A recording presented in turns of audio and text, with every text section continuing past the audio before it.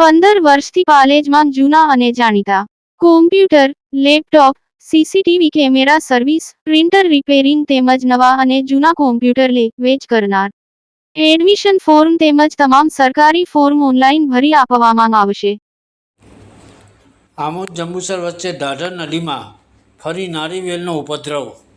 તંત્રની ઉદાસીનતા સામે ગ્રામજનોમાં ભારે રોષ ફેલાયો. આમોદ જંબુસર વચ્ચે વહેતી ઢાઢર નદીમાં ફરી એકવાર નારીવેલનો વ્યાપક ઉપદ્રવ જોવા મળતા નદી કાંઠાના ગામોમાં ચિંતાનું વાતાવરણ છવાયું હતું. આમોદ તાલુકાના ઢાઢર નદી કાંઠે આવેલા આશરે 7 જેટલા ગામ લોકોમાં ભારે ફફડાટ ફેલાયો છે. ગ્રામજનોના જણાવ્યા મુજબ નારીવેલ એટલી ગીચ અને મજબૂત બની ગઈ છે કે તે નદીના પાણીના પ્રવાહને અવરોધી શકે છે, જેના કારણે ભારે વરસાદ દરમિયાન પૂર જેવી ગંભીર પરિસ્થિતિ સર્જાવાની દહેશત ઊભી થઈ છે. સ્થાનિકોના જણાવ્યા મુજબ અગાઉ પણ નારીવેલના કારણે ઢાઢર નદીમાં પાણીના પ્રવાહમાં અવરોધ સર્જાતા અનેક ગામો પૂરથી અસરગ્રસ્ત બન્યા હતા. થોડા વર્ષો પહેલાં દાદાપુર ગામના લોકોએ પોતાના જીવના જોખમે નદીમાં ઉતરી નારીવેલ દૂર કરવાની કામગીરી હાથ ધરી હતી, પરંતુ હાલમાં નદીમાં મગરોનો વસવાટ વધતા માનવબળથી આ કામગીરી કરવી જોખમી બની ગઈ છે. તેથી આધુનિક મશીનરી દ્વારા તાત્કાલિક નારીવેલ દૂર કરવામાં આવે તેવી લોક માંગ ઉઠવા પામી છે. પાલેજ ટાઈમ્સ, ભરૂચ. હું ગામ દાદાપોરના સરપંચ મહેન્દ્રસિંહ રાયસિંહ ઠાકોર બોલું.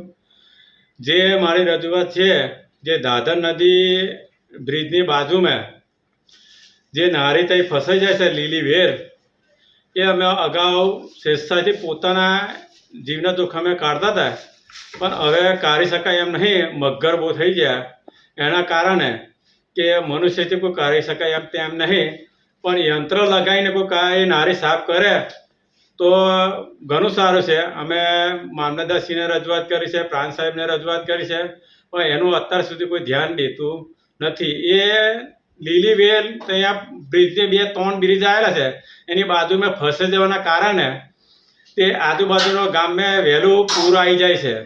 પહેલું 10-15 વર્ષ પહેલાં છે તે આ નારી નથી થતી એ વખત પૂર છે તે 107 ફૂટ નદી ત્યાં બ્રિજ પાસે થાય લેવર તારે નદી બહાર પડતી હતી, પણ હાલમાં 57 ફૂટ થાય એટલે ગામડાની અંદર 8 થી 10 ગામડાની અંદર પાણી બેસી જાય છે.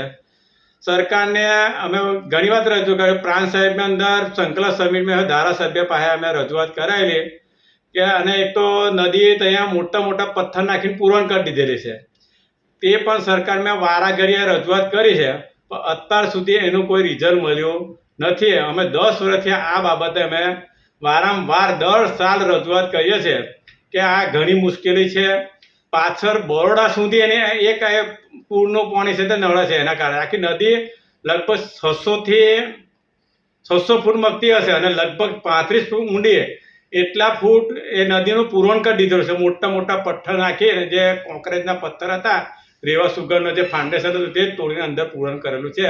એ પથરા ગમે એટલી પૂર આવે તેમ હટે એવું નહીં. એ ગમે તે કોઈ સાધનથી યંત્રથી સરકાર કરાવે તો જ એ પથ્થર હટે એમ છે, ને તો જ આજુબાજુ ગામોમાં પૂર આવવાનું શક્યતા ઓછી થાય એમ છે.